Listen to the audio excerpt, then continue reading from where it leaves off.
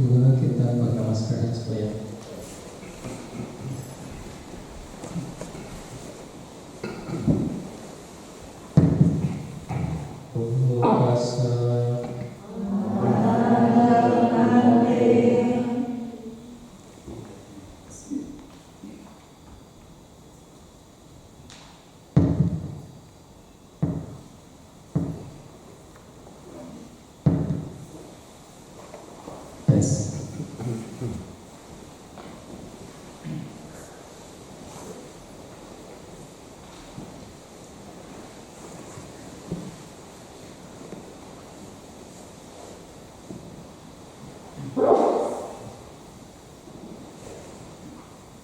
selamat malam semuanya. Berbuslah Sang Buddha, Namo Buddhaya. Kita telah menyelesaikan satu hari meditasi. Semoga masih semangat untuk bermeditasi. Tetap melakukan yang terbaik dalam bermeditasi. Masih selalu dalam kondisi noble silent, walaupun banyak teman, tetapi tetap mempertahankan noble silent. Itu semua sangat baik untuk dilakukan demi perkembangan batin masing-masing. Ada satu hal yang penting untuk kita ketahui setiap kali kita melakukan meditasi, yang harus diingatkan lagi dan lagi bahwa meditasi sekali lagi adalah untuk melenyapkan pikiran-pikiran yang tidak bermanfaat, melenyapkan pikiran yang tidak berguna, yang berakar dari keserakahan, dari kebencian maupun ketidaktahuan terhadap mana yang baik, mana yang tidak baik. Oleh sebab itu, keseluruhan dalam praktik meditasi yang dilakukan adalah upaya untuk melenyapkan pikiran-pikiran yang tidak bermanfaat ini. Apapun yang dilakukan, termasuk ketika dalam praktik meditasi, kemoralan juga penting untuk dijaga. Tujuannya juga adalah untuk melenyapkan pikiran yang tidak baik. Kalau kita perhatikan pikiran yang tidak bermanfaat atau yang buruk, bisa kita kategorikan menjadi tiga. Yang paling kasar, yang menengah, dan yang paling halus. Sebelum seseorang bisa mendeteksi atau menengarai pikiran yang tidak baik, yang paling halus, maka dia harus bagaimana bisa melenyapkan yang sifatnya menengah. Tapi sebelum melenyapkan yang menengah, yang paling kasar juga harus dilenyapkan terlebih dahulu. Karena bagaimana kita bisa melenyapkan yang menengah, yang halus, kalau yang kasar itu tidak diperhatikan. Nah, pikiran yang buruk yang paling kasar adalah bentuk pikiran yang tidak bermanfaat, yang sudah termanifestasi ke dalam ucapan maupun perbuatan jasmani. Ketika seseorang mengucapkan kata-kata yang kasar atau kata-kata yang sifatnya tidak benar, memfitnah, memecah belah, itu sebenarnya muncul dari pikiran yang tidak baik. Karena begitu kasarnya, sehingga sampai termanifestasi ke dalam ucapan. Atau kenapa seseorang melakukan tindakan melalui jasmani yang tidak bermanfaat, misalnya melukai ataupun membunuh, itu juga muncul karena apa? Pikiran yang buruk yang sudah begitu kasar sehingga termanifestasi ke dalam perbuatan jasmani. Oleh sebab itu, untuk bisa mengendalikan atau memotong pikiran buruk yang sudah kasar, praktik sila, praktik kemoralan itu hendaknya dilakukan. Mengapa seseorang memperhatikan 5 aturan kemoralan? Tidak membunuh, tidak mencuri, tidak melakukan tindakan asusila, tidak berbohong, tidak mabuk-mabukan, atau memperhatikan 8 aturan kemoralan. Itu semua tujuannya adalah untuk supaya pikiran-pikiran buruk yang tidak bermanfaat, yang sifatnya kasar, dilenyapkan. Tetapi kemudian itu tidak cukup, karena sumber dari pikiran yang buruk, yang menengah dan juga yang halus itu masih ada. Nah, yang menengah inilah adalah pikiran-pikiran buruk yang memang belum termanifestasi di dalam ucapan atau perbuatan jasmani, namun itu terlihat dengan jelas di dalam batin, muncul dengan jelas dalam batin. Itu disebut pariyudhana. Jadi kalau yang pertama yang kasar namanya vitikama, tapi yang menengah pariyudhana. Atau pariyudhana itu sendiri artinya meledak, bursting, meledak di dalam batin. Tidak termanifestasi di dalam ucapan ataupun jasmani, tetapi secara batinnya itu sudah terlihat dengan jelas. Nah, sementara yang ketiga, yang paling halus, itu disebut sebagai anusaya atau kecenderungan kotoran batin yang halus, yang laten.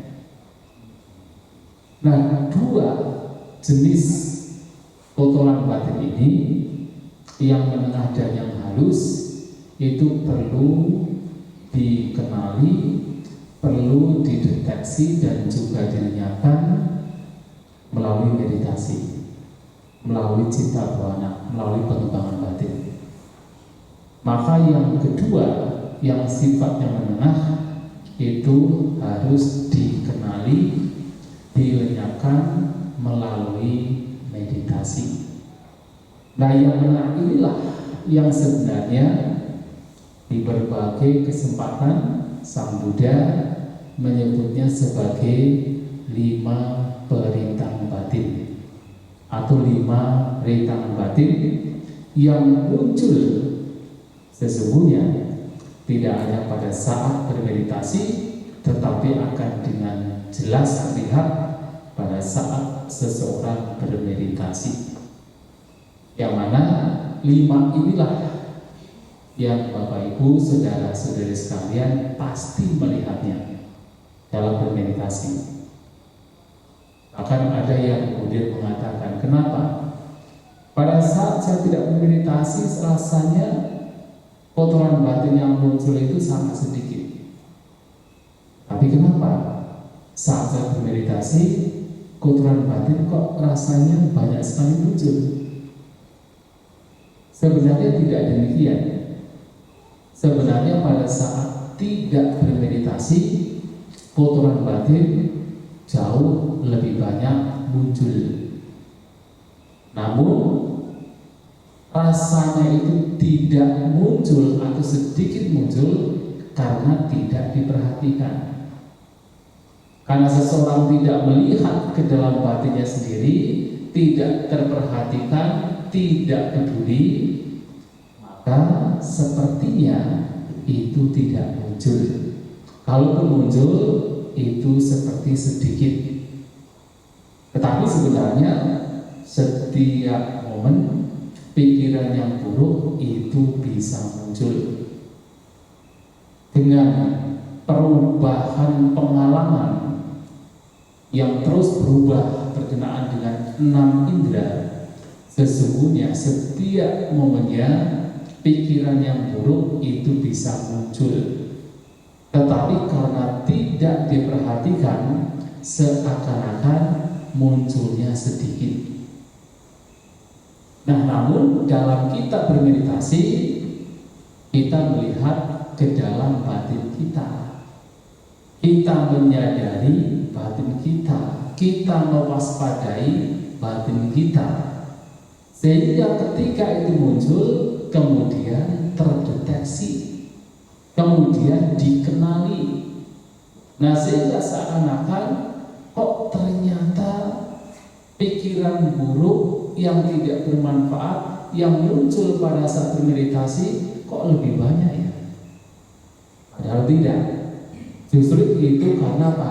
Dideteksi, dikenali.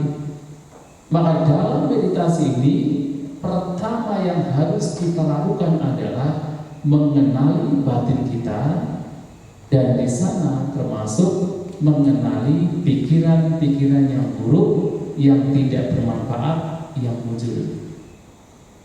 Nah, pertama yang biasanya muncul dalam kita melihat ke dalam batin kita saat kita bermeditasi dan kita kenali, tidak lain adalah kama canda, berbagai macam keinginan untuk menikmati kesenangan indrawi.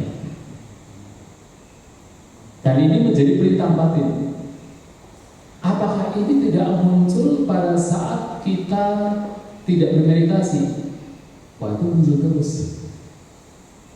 Kalau kita perhatikan apapun yang kita lakukan, hampir semua yang dilakukan oleh seseorang itu selalu berkenaan dengan kesenangan indrawi, selalu berkenaan dengan kenikmatan indrawi, apapun itu. Apakah berkenaan dengan melihat, dengan mendengar, dengan membaui, dengan merasakan menggunakan lidah, atau dengan bersentuhan, bahkan ketika berpikir, hampir semuanya berkenaan dengan kenikmatan indrawi. Dan bahkan kalau kita perhatikan di luar sana, yang terpampang berbagai macam itu plakat, flyer, iklan-iklan di jalan-jalan, di televisi, dimanapun, kalau kita perhatikan, semuanya, hampir semuanya berkenaan dengan kenikmatan indrawi. Hampir semuanya. Nah, di masyarakat, hal-hal yang berkenaan dengan kenikmatan indrawi ini bukan sesuatu yang signifikan, bahkan sesuatu yang sangat wajar, sesuatu yang bahkan dikejar, bahkan dianjurkan. Setiap orang didorong untuk mencari dan mengejar. Dan sesungguhnya dalam pengembangan batin ini adalah perintah batin. Apapun keinginan berkenaan dengan ingin menikmati kesenangan indrawi, ini adalah kotoran batin. Ini adalah perintah batin. Memang kenikmatan indrawi itu sifatnya menyenangkan, sehingga sangat mudah untuk membuat hampir setiap orang untuk terseret mencari dan mengejar. Sifatnya menyenangkan. Tetapi ini adalah perintah batin. Kalau yang pernah belajar abhidhamma, kan ada itu pikiran buruk yang berakar dari keserakahan. Itu kan pasti tempat diantaranya itu pasti berasosiasi dengan somarasa, dengan perasaan bahagia kan. Memang kenikmatan indrawi itu memberikan perasaan bahagia. Akan tetapi ini adalah perintah batin yang harus dikenali pada saat bermeditasi. Maka perasaan bahagia ini ada dua. Perasaan bahagia yang itu muncul berkenaan dengan kenikmatan indrani, yang itu adalah rintangan batin, merintangi seseorang dalam pengembangan batin. Dan memang ada perasaan bahagia yang tidak berkenaan dengan kenikmatan indrani.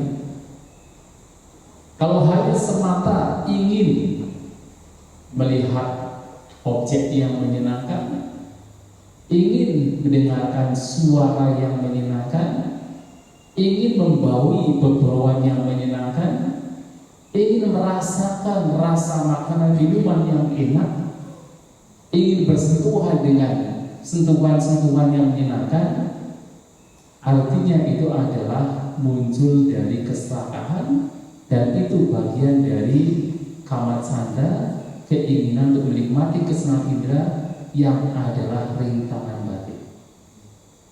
Harus dilihat sebagai rintangan batin, sehalus apapun, apalagi yang kasar. Kalau halus itu sudah bagian dari kotoran batin yang sifatnya halus, disebut raga nusaya. Kalau tadi kamat santa, ini raga nusaya halus. Tetapi kalau kemudian ada rasa bahagia, rasa damai, rasa tenang, tetapi muncul dari perenungan dhamma, mungkin ada merenungkan ketidakkekalan anicca, muncul rasa bahagia. Mungkin Anda merenungkan tentang duka, tapi kemudian muncul rasa bahagia. Mungkin Anda merenungkan barangkali sabda Sang Buddha, kata-kata bijak yang itu bukan kesenangan indrawi, muncul rasa bahagia. Nah, rasa bahagia inilah yang patut untuk dikembangkan. Sama-sama somanasa, sama-sama rasa bahagia, tapi kalau yang satu masih berkenaan dengan kenikmatan yang sifatnya indrawi, ini adalah rintangan batin. Kalau yang satunya berkenaan dengan perenungan dhamma, muncullah batin yang bahagia, muncullah batin yang tenang, muncullah batin yang seimbang. Itu adalah yang patut untuk dikembangkan. Maka yang pertama adalah keinginan untuk menikmati kesenangan indrani, dilihat sebagai rintangan batin. Maka karena sifatnya ini seperti menyenangkan, membuat seseorang terlena, itu diibaratkan oleh Sang Buddha seperti air yang diwarnai. Kalau air itu diwarnai dengan warna-warni, memang kelihatannya indah. Tetapi walaupun itu indah, seseorang tidak bisa menggunakan untuk bercermin, untuk melihat refleksi tubuhnya. Demikian pula walaupun kesenangan indera itu sifatnya membuat terlena, membuat seseorang terbuai, menyenangkan, tetapi itu merintangi batin untuk melihat fenomena, melihat batin dan jasmani sebagaimana adanya. Seseorang akan sulit untuk melihat ketidakkekalannya. Seseorang akan sulit untuk melihat bahwa ini pun merupakan fenomena yang sifatnya rapuh, tidak bisa bertahan, duka. Seseorang tidak bisa melihat bahwa batin dan jasmani sesungguhnya hanya sekadar fenomena yang tidak ditemukan adanya entitas. Sulit. Karena pada saat batin dikuasai oleh keinginan untuk menikmati kesenangan indrawi, di situ persepsi adanya aku, persepsi adanya diri, adanya self, itu akan muncul. Pembandingan akan muncul, kotoran batin, berbagai macam kotoran batin itu akan muncul. Maka seseorang tidak bisa melihat sebagaimana adanya apa itu batin dan jasmani. Maka seperti air yang seharusnya bening, seharusnya bisa digunakan untuk bercermin, tetapi kemudian dicampur dengan berbagai macam warna-warni. Itulah kenikmatan indrani. Nah, ini yang pertama yang harus kita kenali. Yang kedua adalah diapada. Kalau yang pertama, seseorang sifatnya adalah untuk menyenangi, untuk bagaimana mencari, mengejarnya. Tetapi yang kedua justru seseorang punya kecenderungan untuk menolaknya. Karena diapada adalah kebencian, adalah ketidaksukaan.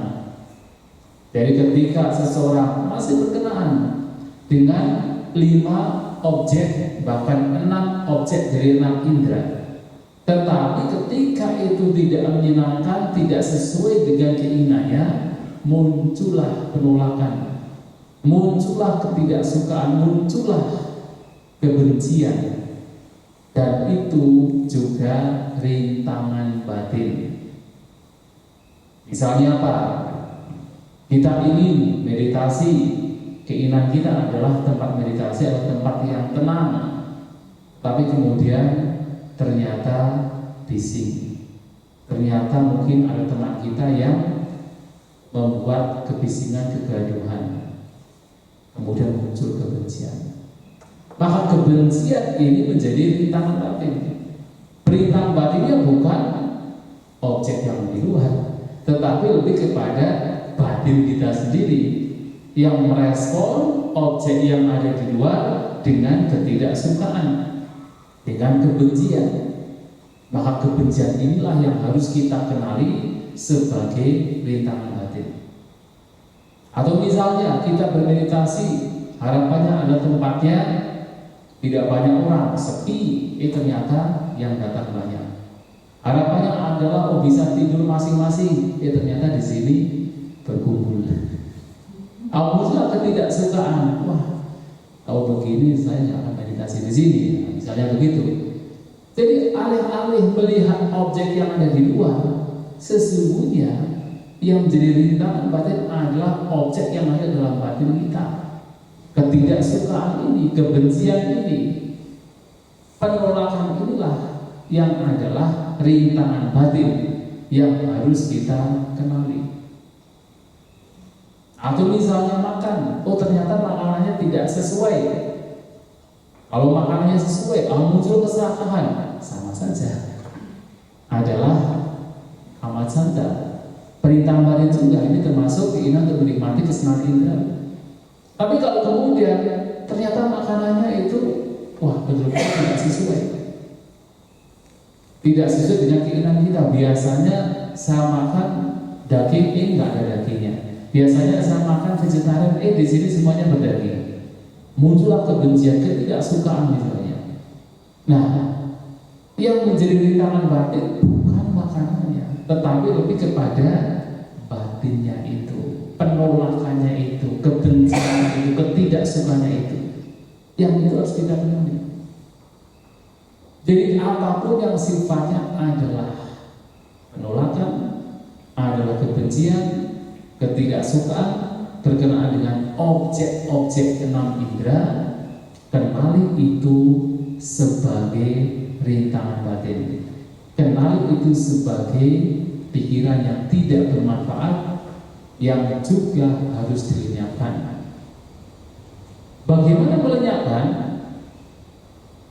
Baik yang pertama ataupun yang kedua, yang paling sederhana adalah dengan kembali kepada objek meditasi.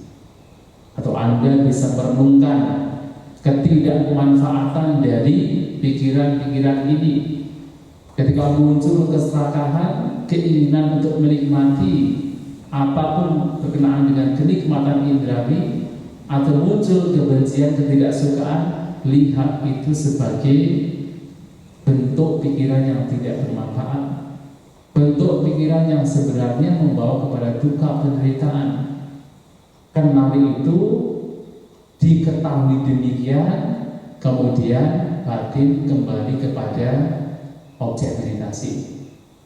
Keluar masuknya nafas atau langkah kaki pada saat meditasi jalan. Nah, dengan demikian itu adalah upaya untuk bagaimana melenyapkan rintangan batin yang muncul. Nah, kalau yang pertama diibaratkan seperti air yang berwarna, yang kedua ini diibaratkan seperti air yang seharusnya jernih, bening, tenang, tetapi kemudian bergolak karena direbus. Jadi ketika air bergolak karena direbus, walaupun sesungguhnya bening, tetapi tetap tidak bisa digunakan untuk bercermin karena airnya bergolak. Nah, pikiran yang dikuasai oleh kebencian, ketidaksukaan, penolakan itu seperti air yang bergolak karena direbus. Sudah panas, bergolak lagi. Nah, ini juga menjadi perintah batin yang harus dikenali dan harus dilenyapkan, baik yang kasar maupun yang sehalus apapun. Ketika itu adalah penolakan, lihat itu sebagai rintangan batin.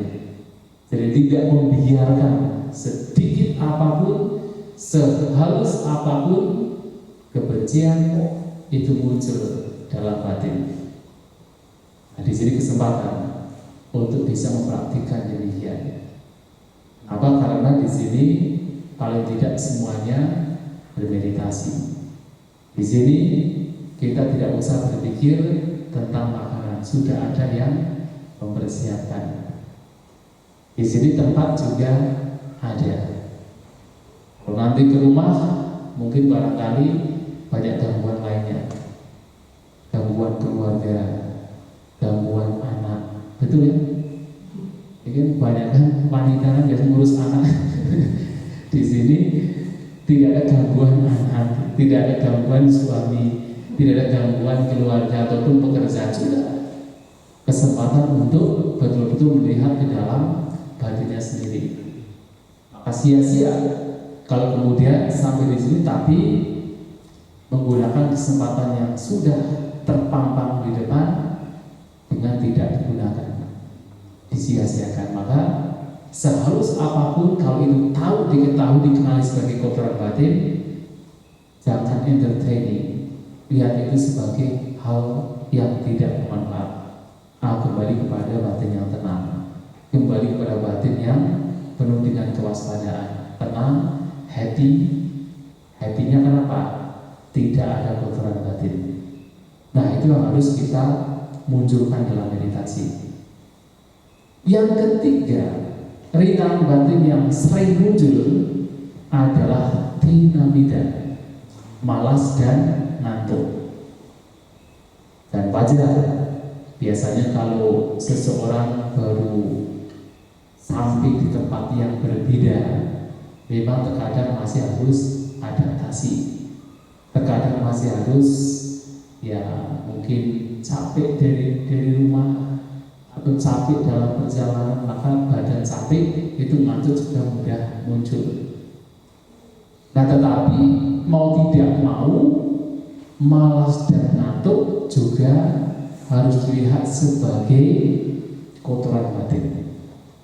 Kecuali kalau memang secara fisik itu sangat membutuhkan istirahat, kita sudah berusaha berjuang untuk bagaimana melenyapkannya, tetapi tidak bisa seperti yang tadi malam atau kemarinnya.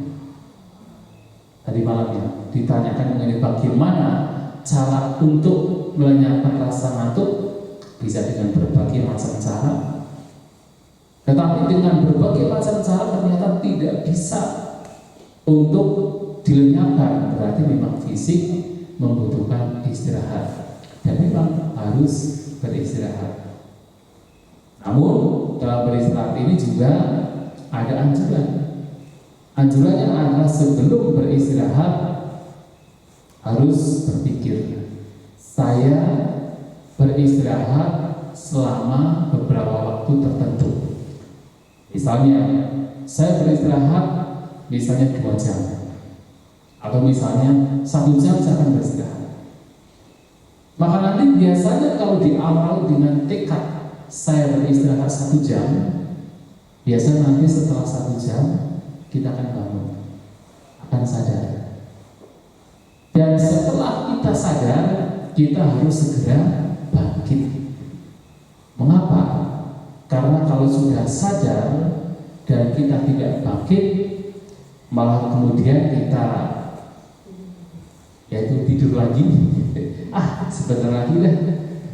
Kalau sudah demikian, biasanya akan semakin nyaman, semakin enak, akan kebablasan. Dan sering kan begitu, misalnya pagi, besok saya harus bangun jam 4. Dan biasanya walaupun di sini misalnya tidak di tank, tidak di bel, biasanya kan sekitar jam 4 atau mungkin setengah 4 itu sudah tersadar. Dan lihat jam setengah 4, ya sudah, begitu sadar langsung bangun, langsung bangkit. Tapi kalau kemudian kita berpikir, sudah nanti sebentar lagi, dan begitu berpikir demikian dan kita melanjutkan tidurnya, biasanya akan kebablasan. Karena semakin enak, semakin nyaman. Maka Sang Buddha mengatakan begitu sadar harus bangkit. Jadi diawali dengan namanya Uttanasati. Uttanasati. Ketika mau tidur diawali dengan Uttanasati. Jadi perhatian kapan harus bangun. Kita bertekad. Dan ketika bangun atau ketika sudah tersadar harus bangkit. Tidak entertaining di dalam kemalasan. Karena begitu kita melanjutkan istirahat, sekali lagi akan kebablasan. Nah, itu yang harus kita lakukan. Dan banyak cara dilakukan. Tidak hanya yang disampaikan seperti yang tadi malam saya sampaikan, sebenarnya itu anjuran yang diberikan oleh Sang Buddha kepada Bhante Mahamukhalana. Ketika beliau bermeditasi, kemudian ngantuk-ngantuk, Sang Buddha datang bertanya, ngantuk? Ya Bhante, ngantuk. Kemudian oleh beliau diberi berbagai macam cara bagaimana mengatasi ngantuk, seperti dengan cuci muka atau dengan meditasi jalan dan mengusap-usap tubuh sampai hangat, atau kemudian kalau malam hari melihat bintang-bintang, atau kemudian memunculkan persepsi cahaya atau alokasanya. Kita membayangkan siang hari. Dengan berbagai macam cara bisa dilakukan. Apakah hanya itu? Ya banyak juga cara lain. Pada zaman dahulu terjadi di Sri Lanka, tetapi tercatat di dalam kitab suci, kitab komentar, ada kata terjadi sudah lebih dari 2000 tahun yang lalu, karena masuk di dalam kitab komentar. Ada seorang biku, yang mana Bhante ini sebenarnya boleh dikatakan Bhante yang sangat beruntung, karena pada awalnya dia adalah seorang pemburu. Sebelum menjadi seorang biku adalah seorang pemburu. Dia baru memasang perangkap sampai ratusan perangkap. Dan suatu kali ketika dia sebagai seorang pemburu masuk hutan membawa garam, nanti kalau dapat tangkapan, beberapa dagingnya dibakar dicampur dengan garam untuk dimakan. Dia lakukan. Setelah makan daging hasil buruannya, dia merasa haus, masuk ke dalam salah satu biara hutan. Tetapi kemudian dia tidak melihat banyak gentong di situ, gentong air, tapi dia tidak bisa melihat ada air minum. Dia marah-marah, kenapa ya biara sebesar ini air minum saja tidak ada? Karena dia kehausan. Ada Bhante, kepala biara, yang melihat ada orang marah-marah di belakang. Dia datang ke belakang dan beliau melihat bahwa gentong-gentong di belakang itu sebenarnya penuh dengan air, tapi orang ini tidak bisa melihat airnya. Karena kasih sayangnya kemudian memberikan air kepada si pemburu ini. Tetapi seberapapun dia meminum, dia tidak bisa melepaskan rasa hausnya. Wah, ternyata ini orang walaupun terlahir sebagai manusia, ini sudah seperti peta. Maka kalau tidak hati-hati, pemburu ini nanti meninggal lahir sebagai peta. Kemudian batin ini menceritakan bahwa kamu kalau tidak hati-hati bisa terus sebagai peta. Karena sekarang pun juga sudah seperti peta. Nah, karena ada pernyataan demikian, dia tergugah batinnya, betul-betul harus terbebas dari penderitaan yang nanti sudah berada di depan mata. Hanya dia melepaskan semuanya, melepaskan hasil tangkapannya, menghancurkan semua perangkapnya, kemudian pulang ke rumah, izin anak istri untuk menjadi biku. Nah, dia menjadi biku. Tapi ketika menjadi biku, dia itu salah satu yang paling tidak bisa dilenyapkan adalah rasa ngantuk. Sulit sekali untuk dilenyapkan. Atas apa yang dilakukan untuk mengatasi rasa ngantuk? Setiap kali duduk bermeditasi, ia duduk di kubangan yang diisi dengan air, dan kepalanya diletakkan jerami yang diikat yang sudah dicelup di dalam air, ditaruh di kepala. Untuk apa? Mengatasi rasa ngantuk. Mau coba? Siapa tahu? Dia minta anak untuk, nggak usah jerami lah, rumput aja, diikat kasih air di sini. Dan ternyata dengan cara demikian bisa mengatasi rasa ngantuk. Dan bahkan batin berhasil dalam meditasinya. Di akhir kehidupannya belum mencapai kesucian arahat. Padahal orang ini kalau melanjutkan kehidupannya sebagai pemburu, wah bisa masuk alam peta. Tapi kemudian karena perjuangan yang luar biasa, bahkan belum mencapai kesucian arahat. Nah, maka di sini rasa ngantuk ini bisa diatasi dengan berbagai macam cara. Bisa dengan cara yang dilakukan oleh batin ini kalau mau. Ya. Ini yang ketiga. Memang rasa ngantuk ini atau tertidur itu bukan kejahatan. Orang tidak melakukan kejahatan pada saat tidur. Betul nggak? Kalau orang dikuasai oleh keserakahan, oleh kebencian, bisa melakukan kejahatan untuk orang lain. Tapi kalau orang tertidur itu tidak melakukan kejahatan. Tetapi walaupun tidak melakukan kejahatan untuk orang lain, tapi untuk diri sendiri, itu adalah kerugian. Karena kemalasan dan ngantuk itu sesungguhnya bagian dari moha, bagian dari pikiran buruk yang berakar pada moha, ketidaktahuan. Ketika batin dikuasai oleh ngantuk, oleh malas, ia tidak akan tahu apa sesungguhnya fenomena batin dan jasmani yang sebagaimana adanya. Tidak tahu ketidakkekalannya, tidak tahu sifat dukanya, tidak tahu sifat anatanya.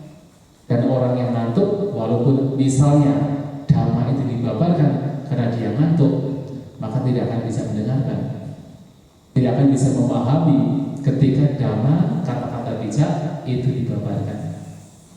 Maka merugikan untuk diri sendiri. Dan pada saat bermeditasi itu juga menjadi perintah batin. Karena segala hal yang ada dalam batinnya tidak jelas untuk dilihat ketika batin dikuasai malas dan ngantuk.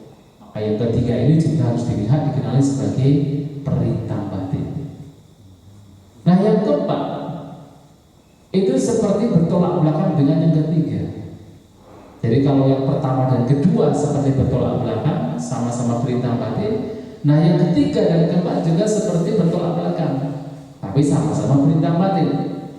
Kalau yang ketiga adalah membawa batin untuk melambung dan kemudian terseret kepada ngantuk, batin menjadi kendor, maka yang keempat adalah batin itu menjadi gelisah, tidak mau beristirahat, selalu aktif.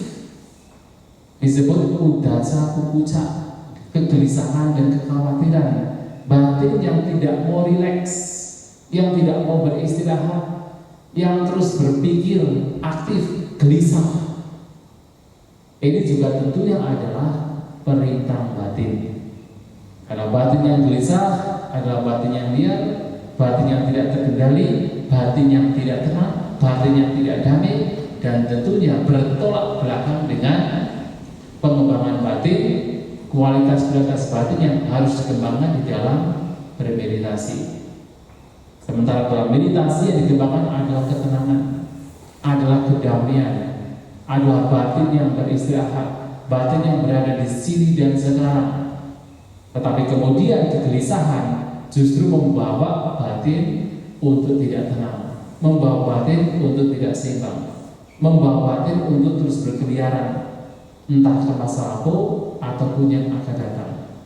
Maka ini setiap kali batin itu sudah mulai berkeliaran, maka harus dilihat bahwa ini pun juga perintah batin. Jadi setiap kali sudah mulai berkomentar, sudah mulai lihat, sudahlah kembali kepada objek meditasi. Kalaupun seandainya sudah banyak berkeliaran dalam duduk bermeditasi, ternyata sudah setengah jam pikiran mengembara entah kemana, enggak apa-apa, yang penting kembali kepada objek meditasi. Jangan kemudian sudah percuma lah, sudah setengah jam meditasi kok batin berkeliaran, sudah lanjutkan saja. Tidak demikian. Karena apa? Memang latihan ini memang sifatnya bertahap. Jadi kalaupun seandainya sudah berkeliaran setengah jam, duduk 1 jam, lalu sudah setengah jam, sudah 45 menit berkeliaran, nggak apa-apa, yang penting kembali. Nah, kekuatan untuk kembali kepada objek meditasi itu juga akan semakin berkembang. Kekuatannya akan semakin berkembang selama itu masih diupayakan.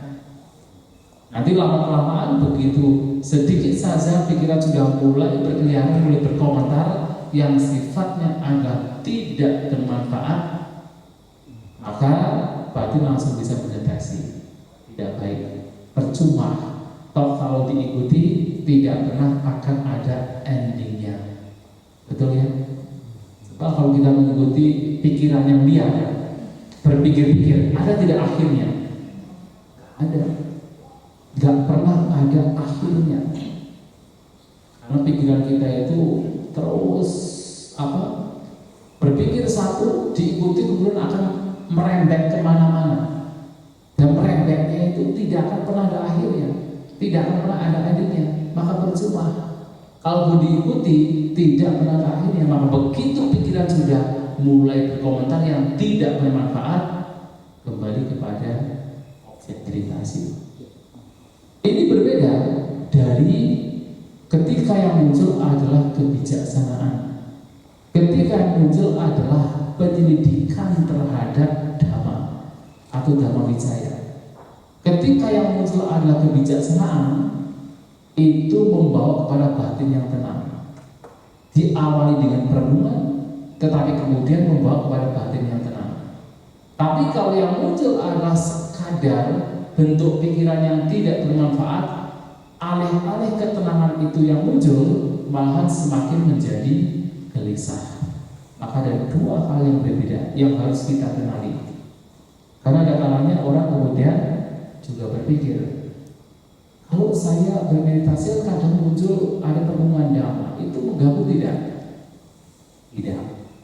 Selama itu membawa kepada ketenangan, selama itu pada akhirnya membawa kepada kedamaian, membawa kepada lenyapnya pikiran buruk, itulah kebijaksanaan yang justru dibutuhkan.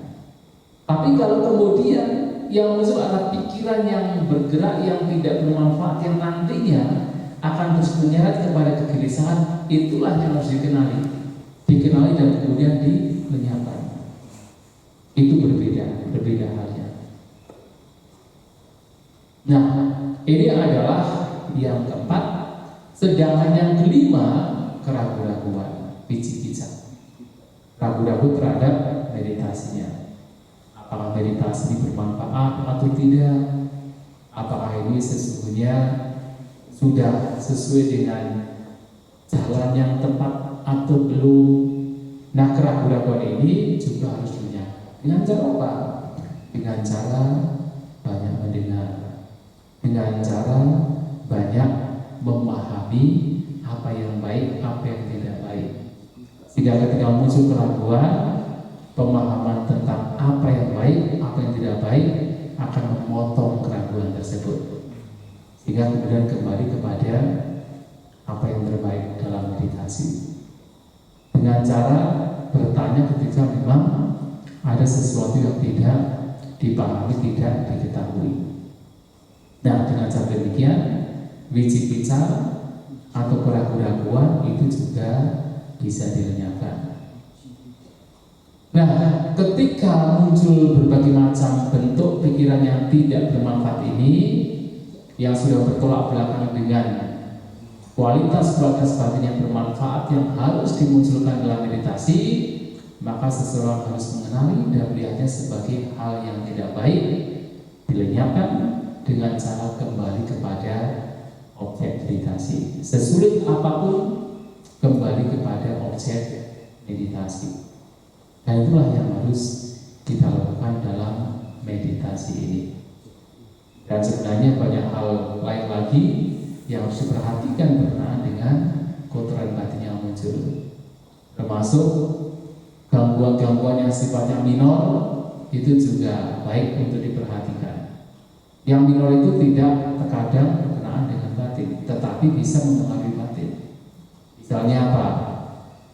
Dalam hal ini tempat meditasi juga harus sebaiknya bermeditasi di tempat yang bersih. Itu juga penting. Tempat duduknya ditata dengan rapi sebelum meditasi, dibersihkan dengan baik. Ya, kalau misalnya kita duduk kemudian tempat duduknya itu kotor, banyak mungkin debu, ya itu juga mengganggu pada saat meditasi.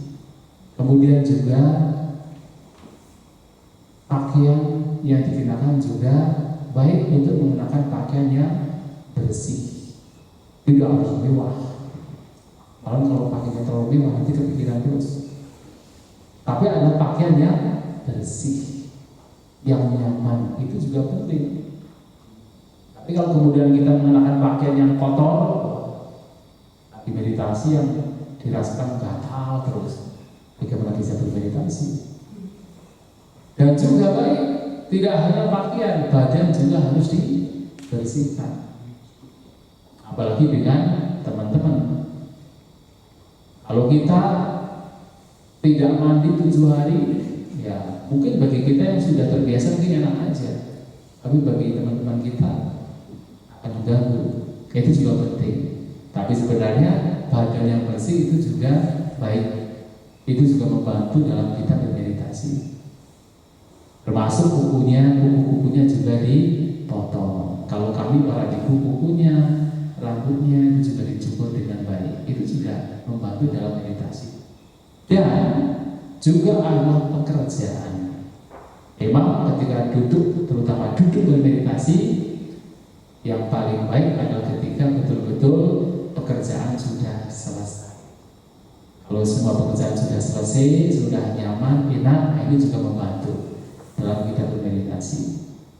Tempat di mana kita tinggal sudah bersih, tidak ada pekerjaan yang harus dirapikan. Mungkin tempat tidur kita juga sudah bersih, selimutnya sudah ditata dengan baik.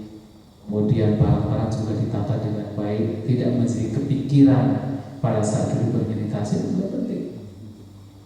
Pada zaman dulu ada seseorang yang ketika bermeditasi, padahal dalam ceritanya Bhante ini juga di dalam kitab suci. Bhante ini sudah terbiasa keluar masuk ke dalam jhana. Tapi satu kali ketika bermeditasi kok tidak masuk jhana, sulit untuk masuk jhana. Padahal biasanya mudah sekali. Ternyata setelah kemudian beliaunya keluar dari meditasi, kemudian dipikir lagi, kenapa ya kok bisa sulit untuk masuk jhana? Oh, ternyata sebelum bermeditasi sempat ada muncul pemikiran untuk membersihkan putihnya. Tapi kemudian lupa untuk dibersihkan. Ternyata itu menjadi ganjalan. Nah, seharusnya apapun ganjalan yang muncul itu bisa menjadi rintang dalam batin. Maka alih-alih supaya ganjalan tidak muncul, termasuk kalau kita memang sudah berniat untuk membersihkan tempat tinggal kita, bersihkan dulu, pekerjaan diselesaikan, maka ketika duduk bermeditasi bisa dengan leluasa, tidak ada beban sama sekali. Betul-betul fokus dengan apa yang mesti dilakukan pada saat bermeditasi, dan itu juga penting untuk dilakukan. Ya, saya kira untuk pemaparan sampai di sini, dan ada pertanyaan yang ditanyakan peserta. Nanti saya mau tanya, saya pemula baru pertama kali ikut retreat. Pada saat meditasi jalan kaki kanan kiri, hati juga ucapkan kanan kiri, tapi pikiran lari kemana-mana. Juga makin lama meditasi jalan juga merasa mengantuk. Pada saat meditasi duduk saya ngantuk sekali, jadi dicoba di meditasi jalan. Kelamaan juga mengantuk. Apa yang harus dilakukan? Terima kasih Bante. Oh ya, katanya meditasi istirahatkan badan, tapi saya merasa makin letih.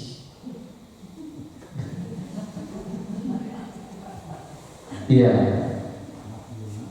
memang jangankan yang pemula, bahkan yang sudah sering bermeditasi pun juga ngantuk masih bisa muncul.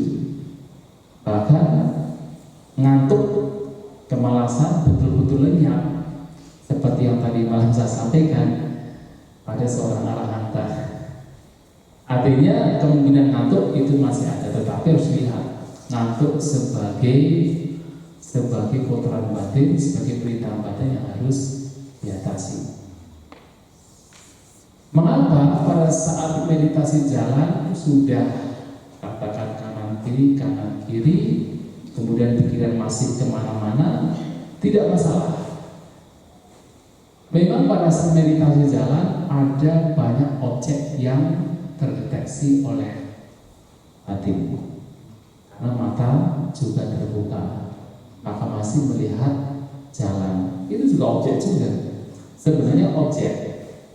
Ketika ada suara yang muncul juga masih terdengar, juga objek juga. Maka objeknya itu bisa bermacam-macam. Akan tetapi selama objek yang bermacam-macam itu hanya sekedar lewat, tidak menjadi dominan, tidak usah diperhatikan, biarkan itu. Dan selama objek utama, yaitu langkah kaki, itu masih menjadi dominan, lanjutkan saja. Jadi sembari berjalan, melangkahkan kaki, betul dalam batin ada catatan kanan kiri, dan ketika itu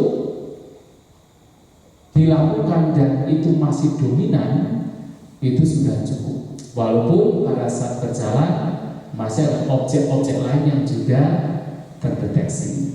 Anda melihat jalan, juga ketika ada suara masih bisa mendengar. Ketika ada orang lewat juga masih Anda melihat juga. Tetapi selama objek langkah kaki itu menjadi utama, dominan, lanjutkan saja. Kemudian melakukan demikian kok ternyata ngantuk muncul. Kalau itu sudah menjadi utama, rasa ngantuk sudah menjadi utama, Anda bisa berdiri, betul-betul merasakan jasmani, memperhatikan, kalau bisa bahkan bisa memperhatikan rasa ngantuk. Diperhatikan untuk dilenyapkan, bukan diperhatikan untuk terseret, tetapi diperhatikan untuk dilenyapkan. Itu juga bisa dilakukan. Atau dengan cara lain, kalau memang itu mantul sekali, bahkan ketika meditasi jalan, Anda bisa cuci muka. Jadi bisa cuci muka. Untuk apa? Supaya rasa ngantuk itu lenyap. Dan ketika rasa ngantuk muncul, duduk meditasi, tanpa ngantuk lagi. Maka lebih baik cuci muka, atau mungkin mengusap-usap tubuh supaya ngantuknya bisa lenyap. Atau barangkali ketika mungkin ngantuknya muncul karena jalannya terlalu lambat, Anda bisa berjalan dengan normal saja, seperti Anda berjalan biasa, mudah mandir. Sebenarnya istilah cangkaman itu artinya mudah mandir. Jadi hanya mudah mandir saja, mudah mandir, maju depan, maksudnya apa? Hanya jalan biasa saja begitu, tetapi lakukan itu dengan perhatian, masih sadar setiap langkah kakinya. Kalau kemudian dengan berjalan lambat malah ngantuk muncul, maka berjalan biasa saja, rileks biasa. Nah, itu dilakukan. Kemudian kenapa pada saat meditasi yang harus mengistirahatkan jasmani kok malahan rasa letihnya muncul? Yaitu hal biasa. Memang dalam meditasi kita itu berusaha untuk bagaimana jasmani beristirahat. Tetapi masalahnya juga adalah postur dari meditasi kita kan sesuatu yang tidak biasa kita lakukan. Terutama apalagi sebagai seorang pemula yang terbiasa dengan aktivitas yang sangat beragam, ternyata di sini harus duduk berlama-lama. Ya, tentu rasa sakit itu bisa muncul, keletihan itu bisa muncul. Yang biasanya berjalan itu dengan cepat sehingga sirkulasi darah juga lancar dengan baik, rasa letih juga bisa lenyap, di sini berjalannya malahan lebih lambat. Ya, sehingga membawa kepada badan yang letih. Dan itu sesuatu yang memang terjadi pada siapapun. Maka ketika muncul rasa letih, cobalah untuk seperti yang kemarin ditanya, apa bisa Bante kita stretching? Kalau memang dengan cara stretching walaupun tidak sampai jungkir balik, ya sekedar untuk stretching saja, badan menjadi rileks, menjadi nyaman, bersilakan. Untuk supaya keletihan yang mungkin muncul karena jasmani ini bergerak secara monoton itu terjadi, maka bisa dengan kita stretching sehingga jasmani menjadi lebih rileks, jasmani menjadi lebih nyaman, tidak melakukan pergerakan yang sifatnya monoton. Bisa dilakukan ini.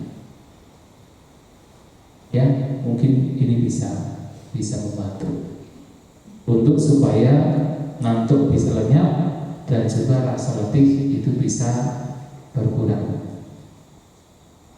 Saat bermeditasi memang biasanya 3-4 hari. Kalau kita melakukan retreat yang intensif 3-4 hari, memang yang didapat adalah badan sakit. Tapi nanti setelah lebih dari itu, badan menjadi sangat nyaman, badan menjadi lebih fresh, menjadi lebih ada istilah jaga, wakefulness, jadi betul-betul kesadarannya menjadi semakin meningkat, airlingnya, kewaspadaannya semakin meningkat, menjadi sangat fresh. Tapi diawali memang dengan badan yang letih-letih. Hanya di sini hanya meditasi 3 hari, pulang-pulang jasmani letih semua. Tetapi nggak apa-apa, ini latihan juga, latihan bagi badan. Kan seperti orang berolahraga, kan sama kan? Ketika orang itu berolahraga, awal berolahraga 1, 2, 3 hari badan sakit sekali. Tapi kalau sudah terbiasa, badan menjadi sangat fresh, menjadi lebih kuat. Itulah meditasi juga sama. Awal-awal ketika berjuang untuk mengatasi pikiran yang tidak bermanfaat, memang melelahkan, letih. Tapi kalau itu dilakukan lagi dan lagi, batin menjadi fresh, batin menjadi lebih bergairah. Gairah dalam konteks yang positif, bukan yang negatif. Nah, itu manfaatnya. Jadi gak apa-apa, ini adalah latihan untuk membawa batin menjadi lebih baik. Oke. Kemudian pertanyaan selanjutnya dari orang peserta yang berbeda, ada dorongan yang sangat kuat, ada dorongan yang sangat kuat, sangat begini, Ada dorongan yang sangat kuat saat meditasi memperhatikan nafas, berdampak pada jasmani yang tidak nyaman. Bahkan ketika awal melakukan relaksasi, dorongan tekanan tersebut sudah terasa pada bagian fisik yang direlaksasi dari kepala dan seterusnya. Yang mungkin yang dimaksud adalah ada tekanan yang terasa pada jasmani. Memang jasmani kita itu terdiri dari 4 unsur. Ada unsur padat, unsur cair atau unsur air, ada unsur panas dan ada unsur udara. 4 unsur. Nah, unsur padat ini adalah unsur yang oleh mata terlihat sebagai bagian tubuh yang padat, seperti daging, tulang, sumsum, rambut, kuku. Yang padat-padat itu adalah unsur padat. Tetapi kemudian terasa sebagai kepadatan, sebagai perasaan sensasi yang berat, sebagai sensasi yang ringan, sebagai sensasi yang seperti magnet, seperti yang padat itu. Nah, itu adalah seperti keras juga ya. Itu adalah unsur padatnya. Dan juga ada unsur cair. Mungkin pada saat Anda bermeditasi memperhatikan jasmani, mungkin suatu saat akan merasakan kok seakan-akan jasmani ini kok mencair, seakan-akan jasmani ini meleleh. Ketika muncul sensasi demikian, artinya pada saat itu yang dominan, yang tertampak diperhatikan oleh batin adalah unsur airnya. Maka seakan-akan terasa jasmani meleleh atau mencair. Itu bisa terjadi. Atau unsur api adalah temperatur jasmani kita. Pada saat kita merasakan jasmani sebagai panas atau hangat atau dingin, atau merasakan temperatur atau suhu jasmani, itu adalah karena jasmani kita salah satu unsurnya adalah unsur api, unsur panas. Maka kita bisa merasakan dari dingin sampai menjadi panas, merasakan suhu tubuh kita, itu adalah unsur api. Dan juga ada unsur udara. Nah, unsur udara ini adalah gerak, termasuk dorongan yang menggerakkan, termasuk yang paling terasa adalah nafas yang keluar masuk, jasmani yang bergerak, jasmani yang bergoyang. Atau pada saat kita bermeditasi duduk, kemudian seperti ada pergerakan pada jasmani kita. Apakah bagian kepala, bagian leher, bagian dada, bagian apapun jasmani yang seperti terasa bergerak, itu karena adalah unsur gerak atau unsur udara. Nah, setiap apapun yang kita rasakan pada jasmani, apapun itu, jadi apapun yang kita rasakan, sensasi apapun yang kita rasakan berkenaan dengan jasmani, itu adalah manifestasi dari 4 unsur jasmani. Maka pada saat memperhatikan jasmani, bahkan ketika memperhatikan nafas, ketika memperhatikan nafas juga kita juga memperhatikan keseluruhan jasmani. Nah, di sana muncul berbagai macam perasaan seperti ada tekanan, ada dorongan, ada seperti mungkin magnet, ada seperti rasa berat, ada seperti rasa gerak, ada dorongan yang bergerak seperti magnet, seperti ditekan. Itu semua adalah manifestasi dari unsur. Dan itulah jasmani kita. Dan itulah kenapa jasmani kita itu yang kemudian kita menganggap sebagai ini milikku, ini aku, ini diri, ini makhluk, ini cantik, ini tampan dan sebagainya, ini pria, ini wanita. Ternyata ketika kita melihat jasmani, sekadar hanya jasmani, tidak lain, adalah sekadar 4 unsur jasmani. Dan sebenarnya pada saat kita mengalami demikian dan kita memunculkan perenungan yang baik, itulah jasmani. Ternyata hanya sekedar 4 unsur jasmani, bukan sebagai pria, bukan sebagai wanita, bukan sebagai diri, bukan sebagai makhluk, hanya sekedar 4 unsur jasmani yang memunculkan sensasi-sensasi, apakah itu berat, ringan, tekanan, dorongan, atau panas, dingin, seperti gulana. Itu hanya sekedar, itulah sesungguhnya sifat sesungguhnya dari jasmani, dan tidak lebih dari itu. Tidak ditemukan misalnya entitas, tidak ditemukan adanya makhluk, hanya sekedar jasmani, unsur jasmani semata. Dan kalau dengan perenungan demikian kemudian batin justru menjadi detached, menjadi tidak melekat, menjadi tidak menggenggam, melihat jasmani sekadar jasmani, justru itulah meditasi yang juga diharapkan dalam meditasi. Melihat jasmani sekadar sebagai jasmani. Jadi walaupun itu terkadang membawa perasaan yang tidak nyaman, perasaan yang tidak menyenangkan, tapi kalau kemudian bisa menjadikan itu sebagai objek meditasi untuk memunculkan kebijaksanaan, itu menjadi hal yang baik. Karena sesungguhnya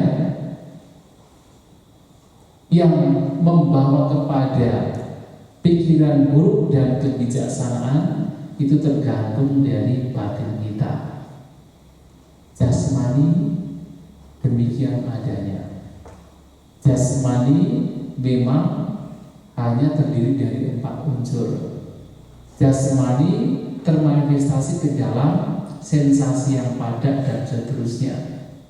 Tapi kemudian batin yang merespon inilah yang menentukan apakah memunculkan keserakahan, kebencian, atau justru memunculkan kebijaksanaan. Kalau memunculkan keserakahan, begitu ada sensasi yang menyenangkan, sensasi suka, sensasi jasmani hanya ada 4 unsur, kemudian dianggap sebagai suka.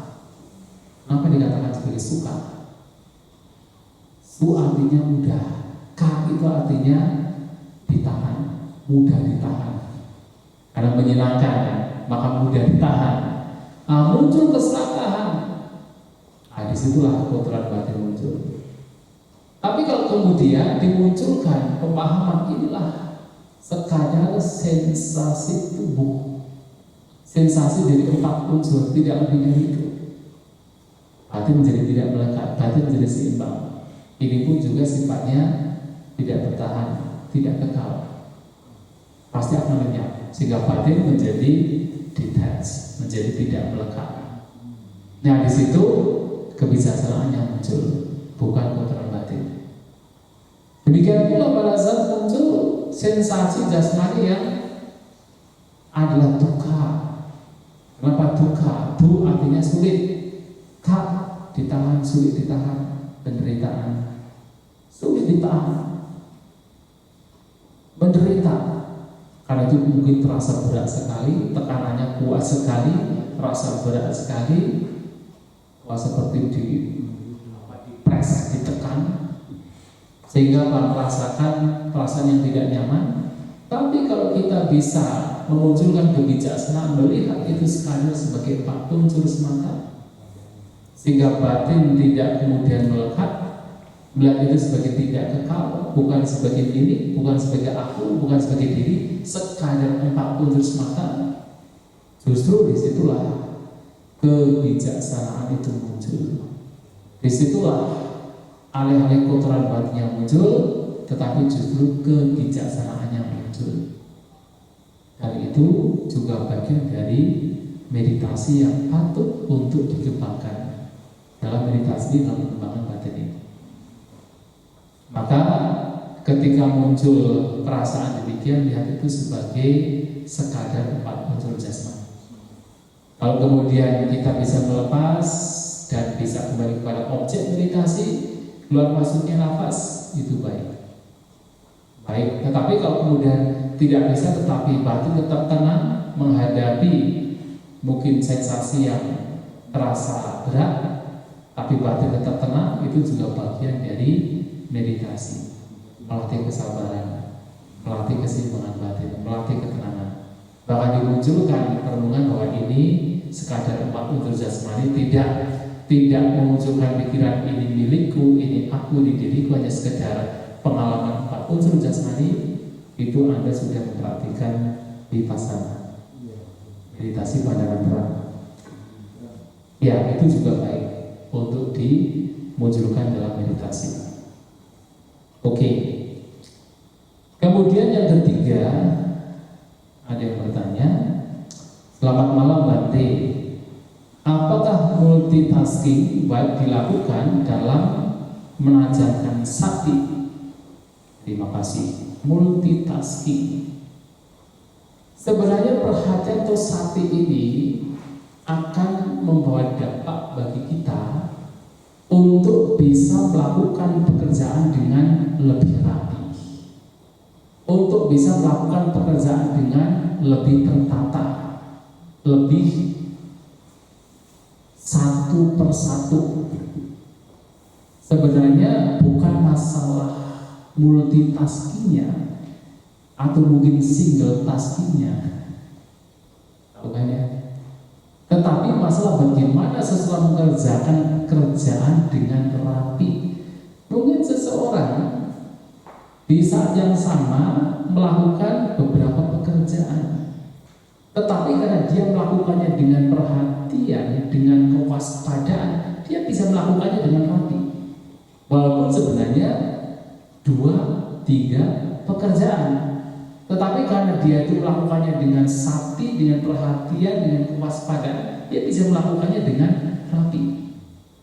Contohnya mungkin ibu-ibu yang memasak, kan sering kan ketika memasak, kan yang dimasak kan kadang-kadang tidak hanya satu jenis masakan saja kan, di saat yang sama kan, di sini memasak nasi, di sini mungkin goreng tempe, di sini memasak sayur, kan begitu kan? Multitasking sebenarnya. Tetapi dengan kewaspadaan, dengan perhatian, tahu apa yang dikerjakan. Oke lah, ini nasinya ini dimasak, bisa ditinggal sembari memasak nasi, bisa ditinggal kemudian sekarang memasak sayur. Oh, sayurnya itu masih direbus. Oh, ini bisa ditinggal sembari menggoreng tempe, kan begitu kan? Nah, karena dilakukan dengan perhatian dan kewaspadaan, walaupun 3 pekerjaan yang dilakukan tidak berbenturan, tidak kemudian apa yang satunya menjadi gosong, yang satunya terlalu matang, misalnya masakannya tidak demikian, tetapi semuanya bisa dikerjakan dengan baik dan hasilnya juga bisa memuaskan. Kenapa bisa demikian? Karena dilakukan dengan sakti, dengan perhatian, dengan kewaspadaan. Maka walaupun seakan-akan itu multitasking, tapi karena dilakukan dengan perhatian masih memungkinkan.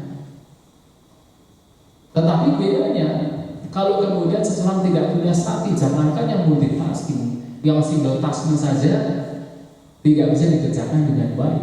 Apalagi yang kemudian banyak pekerjaan dilakukan, tidak akan bisa baik kalau tidak ada sakti, kalau tidak ada perhatian.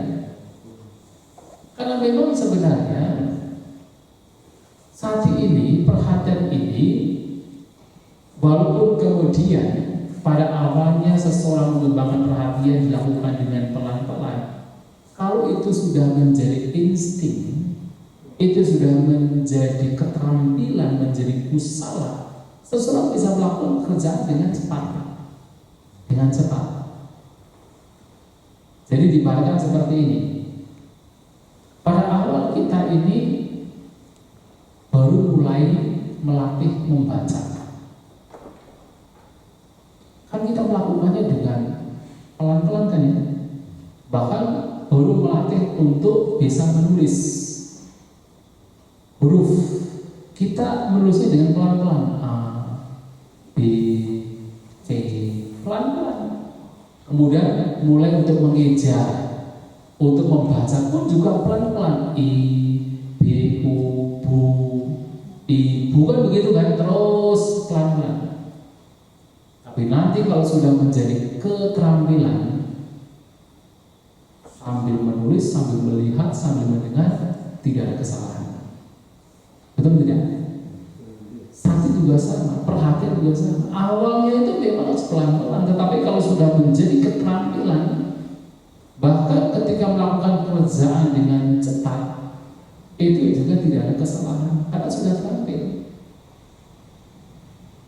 Maka sebenarnya kalau di dalam ilmu psikologi, sebenarnya kita manusia ini hampir semua yang kita lakukan itu sebenarnya muncul dari subconscious. Sedangkan apa yang dilakukan secara conscious, secara betul-betul sadar, itu lebih sedikit. Sementara yang subconscious itu lebih banyak. Jadi diibaratkan seperti kalau di lautan yang di sana itu ada permukaan yang sudah menjadi es, iceberg itu, kemudian dibandingkan dengan air yang ada di dalam laut, lebih banyak mana? Iceberg atau air yang di dalamnya? Yang di dalamnya kan? Sementara iceberg itu adalah seperti perbuatan yang dilakukan secara conscious, secara sadar, yang berada di dalam itu, air yang begitu luas, air laut yang begitu luas di dalam lautan itu seperti subconscious. Jadi kesadaran bawah sadar. Itu sebenarnya insting. Nah, dikatakan apa yang dilakukan oleh manusia kebanyakan adalah karena insting. Tetapi insting ini muncul dari perbuatan yang awalnya dilakukan secara conscious, secara sadar, lama-lama menjadi insting. Contohnya apa? Jadi ada sebuah perumpamaan. Ada seekor kelabang. Pernah lihat kan kelabang? Pernah lihat? Di hutan kalau kelabang ada orang besar begini. Kalau kelabang tak sampai 1000. Ada kali 1000, tetapi ini kelabang. Kalau dalam bahasa Bali namanya satapati. Sata artinya 100, pati artinya yang berkaki 100. Entah betul atau tidak. Nanti coba kalau ketemu dihitung ya kakinya. Satapati itu adalah kelabang. Nah, kelabang ini kan kita bisa melihat ketika berjalan ya berjalan saja kan. Dengan kakinya yang mungkin ratusan itu berjalan dengan rileksan. Satu kali ada katak yang penasaran kepada si kelabang ini, kemudian bertanya, wahai kelabang, saya ingin tahu sebenarnya pada saat engkau berjalan, kaki mana dulu yang berjalan? Terus yang kedua yang mana? Yang ketiga yang mana? Ternyata ketika dipikir-pikir, dia nggak bisa berjalan. Kenapa bisa demikian? Karena ketika kelabang ini berjalan, kan dia berjalan secara insting. Dia nggak perlu berpikir. Tapi begitu dilakukan dengan conscious, dengan sadar, malah nggak bisa berjalan. Dan hampir semua yang kita lakukan juga demikian. Tapi ingat, apa yang dilakukan secara insting itu diawali dari yang dilakukan secara sadar, lama-lama menjadi kebiasaan. Yang inilah di dalam Dhamma disebut kusala, perbuatan yang sudah terambil, atau di dalam Abhidhamma yang disebut sebagai asangkarika, yang dilakukan secara spontan karena sudah menjadi kebiasaan, menjadi habit, maka dilakukan secara spontan. Seperti Anda ketika baca parita, sebenarnya tidak tahu artinya, tetapi ucapan bisa berucap terus saja, sudah spontan. Dan itu sebenarnya adalah insting, dan itu termasuk subconscious. Dan sakti juga sama. Awalnya kita melakukannya dengan hati-hati, dengan pelan-pelan. Kalau itu menjadi keterampilan, menjadi kebiasaan, bahkan seseorang bisa melakukannya dengan cepat. Maka ketika pekerjaan dilakukan dengan perhatian yang sudah menjadi keterampilan, oke, mungkin seseorang melakukan pekerjaan yang banyak, tetapi dia bisa melakukannya dengan rapi. Karena batin kita itu cerdas sekali, bisa melakukannya dengan rapi, dengan tertata, tidak berbenturan satu sama lain. Kalau ada perhatian di situ. Namun kalau tidak ada perhatian, jangankan multitasking, sedangkan yang hanya single tasking, hanya satu pekerjaan saja, itu bisa dilakukan dengan